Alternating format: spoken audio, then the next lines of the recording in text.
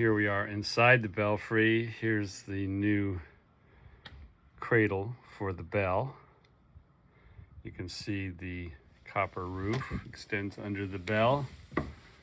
This is the original frame on which the bell sits of yellow heart pine.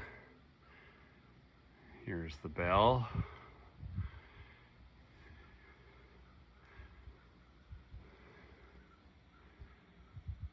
The rope has not yet been attached. You can see the inner frame of the belfry. Well braced. Diagonal tie rods will go inside these louvers.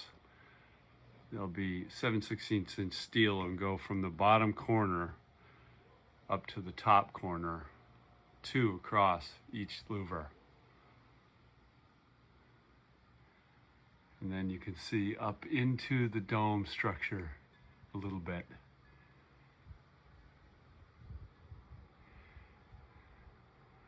Some non-traditional wood materials used here. A little bit of OSB, not much, mostly hemlock. And the primed white cedar cladding and the louvers of white pine.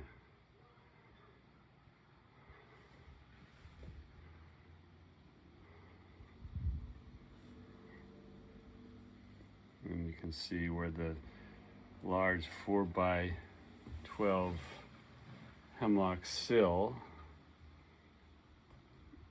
right here is the base of the belfry. And you can see the copper roof extending outside the belfry.